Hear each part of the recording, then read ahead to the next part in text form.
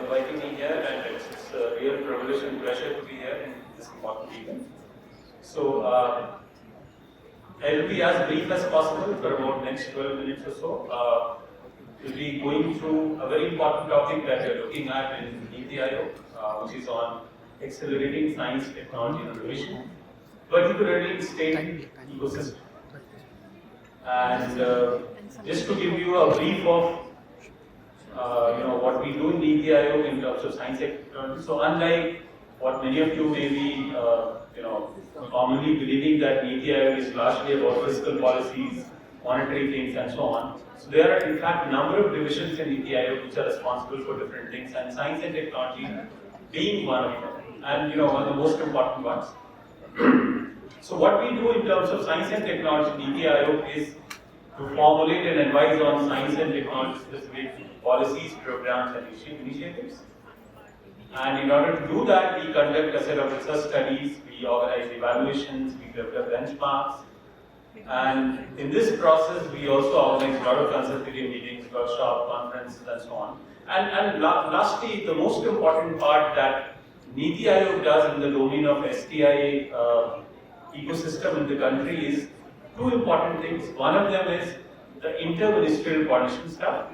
So anything in science, technology, innovation domain which is per se not specific to a particular line department or something which requires coordination between multiple line departments, NITI Aayog comes as the default role player to bring in all these departments together and to coordinate in terms of their activities to align, the broader, align for the broader purpose.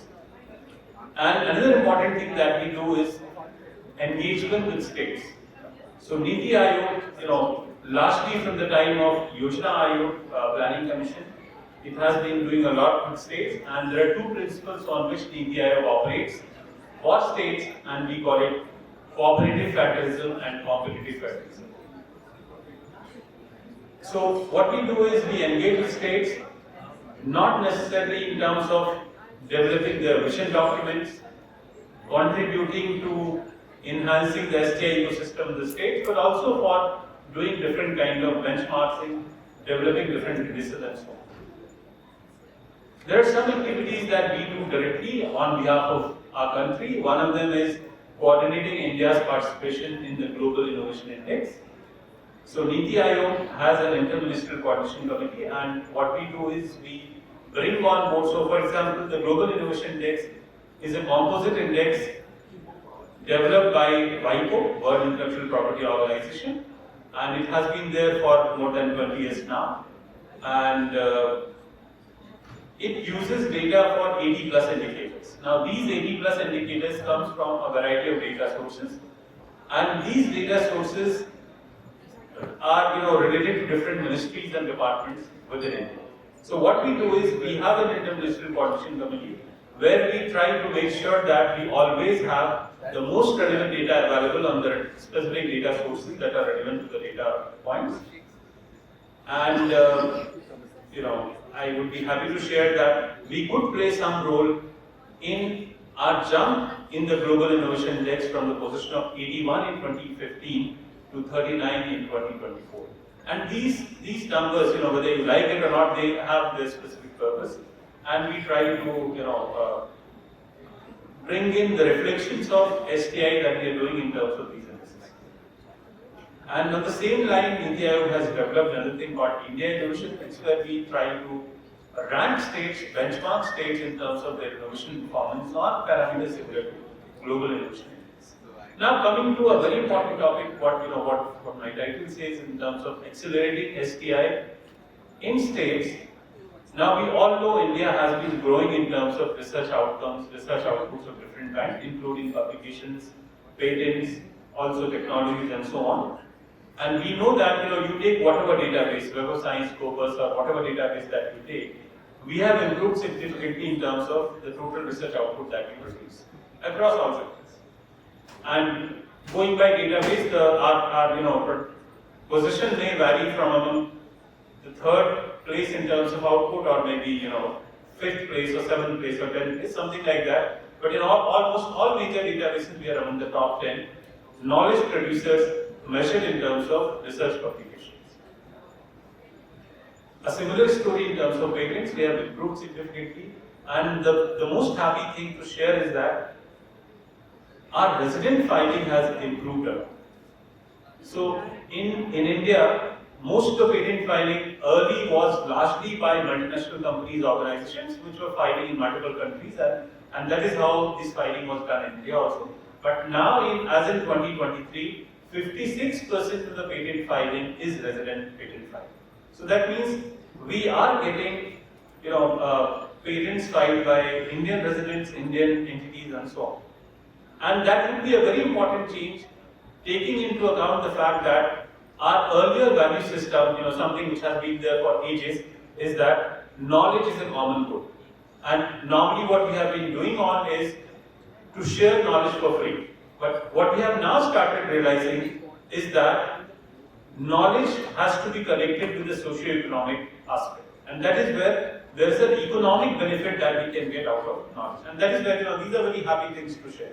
But at the same time, if you note, about 70% of India's research publications are contributed by about 450 centrally funded institutions. Well, if you want to have a look, this is for 20-year data between 2001 and 2020. IT system combined with them contributes to about 15% total research publications, followed by CSIR with about 10.3%, then the central university system another 10%, and so on. The contribution from state institutions, state universities, and private sector R&Ds is much less in terms of research publications. And a similar story goes with patents also. It's not that, patents is a completely different picture. And the worrisome and the problematic part is that our GERD and FT is much lower as compared to, many countries, including USA and China, which are, the top 2 economies above us. So if we want to go beyond this, if we want to talk about inclusive growth and so on, expansion of STI ecosystem is essential. We can't, depend only on a select set of institutions to make sure that, we are having all-round development and so on. So, and that is where growth of STI ecosystem is needed, and we have to go beyond centrally funded institutions. We have to see what is happening in our state institutions, what is happening in industry, and so on. And that is where I say growth of STI ecosystem in states is an essential component. And realizing this, recently we did some exercise. I am not sure whether you are aware or not, but all the 35 states and union territories in India, all of them have something called State Science and Technology Council. All of them have a State Science and Technology Council, similar to the lines of what we have DST in Government of India, and they are responsible for a lot of science and technology activities in the state, including the STI lead, mapping with the state, funding R&D projects within state institutions, and so on. But these councils have been in very bad shape in all respects, whether you talk about the financial resources, whether you talk about manpower, the governance structure, and so on. So what we did is, we brought in all these councils together, we did brainstorming along with the scientific leaders within central government, and we came out with a roadmap on how we can empower state assembly councils. Because we started with the fact that, and we stick to that state assembly councils can play a major role in improving the STI ecosystem in the states. Also, we did some work on, specifically on improving the culture of research and development in state universities, largely state public universities. And this is a report that we released last year, a number of recommendations. And some universities, in fact, which participated have also brought into action some of these recommendations, which is a very welcome thing. And a lot of other things are also happening. For example, the pair scheme, although in very infancy stage, has certain universities coupled with good institutions to advance in terms of the science and technological outcomes. So, going with this mandate, we are also working on creating what we call an assembly outlook of states. So, this is something that we are developing, where we are trying to map both the input side of the STI ecosystem as well as the output side. So, when I say input side, you look at a particular state, what is the total investment that it does on science and technology? how many people are there, so what is our full-time equivalent, and also in terms of research institutions, how many silos are there, how many research institutions are there, how many publications are generated, how many patents are filed. So NITI Aayog does this for many sectors, including rural development, including energy, a lot of other development programs. But doing this for science and technology would be the first thing that we are trying to start. So something where we can map what are the total number of research publications from each state, what is the patent filing and so on. So this is a work in progress. This should be coming up early next year. Another important initiative which NITI Aayog has taken up, and this I say we have taken up because this is something which goes beyond a particular line industry.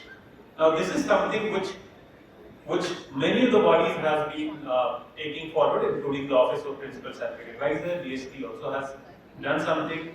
ANRF has close discussion with us, and we could influence something in terms of their ease of doing initiatives. And Shiv has been very forthcoming, the new CEO of ANRF, in bringing out the ease of doing initiatives in ANRF. And through this initiative, what NITI Aayog is trying to do, because this is something which is relevant to the whole STI ecosystem, where at least 12 scientific departments in Government of India and many players in states have a role to play. So what we're trying to do is to identify challenges, what the challenges that our scientists and developers and research institutions face, how can we address them, and how can we monitor that in terms of developing benchmarks and guidelines. So as part of this initiative, there are a number of activities that we are doing. So to start with, we wrote to 300 plus R&D institutions, largely in central government, central sector, across DST, DBT, ICR, ICMR, other ministries and so on, to get their open-ended inputs. And this was started in February, so we got 100 plus responses. This was followed by regional consultative meetings. So we have already done 8 meetings in northern India, including in Lucknow, Dehradun, Jammu, Delhi, and recently in Ahmedabad. And this would be followed by another 3 meetings in Trivandrum, in Hyderabad, and Goa. So the idea is to bring together institution heads from institutions located in a set of states and to learn from them what are the challenges that they face, and at the same time to also invite suggestions on how we can improve. So this is what we are collecting from institution heads, but at the same time, the third activity that we started with is nationwide survey, reaching out directly to scientists. So some of you may have also received a link to provide inputs to this initiative, and here we have partnered with Indian National Science Academy, National Academy of Sciences India, and Indian National Academy of Engineering. And finally, we are going to roll out brainstorming sessions to take this forward. Now, there are a number of elements that we identified, ranging from infrastructure to manpower, R&D. So this is something that is also reflected in terms of the survey. And this is something that we're doing. This is already shared with many institutions. INSA and NASIs are doing it. And we have got good responses, but I would also like to use this opportunity to invite all of you to share this, whenever you receive with your colleagues, with researchers within your institutions. A lot of things have started changing, where NITI can also, provide a lot of inputs, and many more are going to come as we progress further, including, this is the last thing that I wanted to mention is, there's a very important initiative that we started is on Unified Project Lifecycle Management System. Now, as a researcher, if I have to apply for funding to DST, I have a specific portal, I have a specific format. If I have to go to DBT, another format, another thing. If I have to go to NRF, another format. MNRE, another format. So what we are trying to do is, and because this is something across ministries, so we are in the process of, through NEGD, from IT, we are in the process of developing unified portal, where this would be a single portal where you can find all the R&D project tracks. There would be single portal, single unified scheme through which your CVs are exchangeable, your institution details are exchangeable, and a lot of things are there. So this would come up by end of December or early January for trial and should be rolled out by April next year. Well, I will skip some of this. Just one last point that I wanted to emphasize, and which Ram Madhurji also said. If you look at this figure at the bottom, we need to do a lot on deep tech. this is something which is going to help us in India becoming a product nation. So we have done a lot in terms of, and we are a very productive country. So if you look at our FD, if you look at our GER, we are more productive than many countries across the world in terms of the output that we produce. But now, in order to become technologically sovereign, self-reliant, we need to invest more, and we need to become a product nation and to realize what our honorable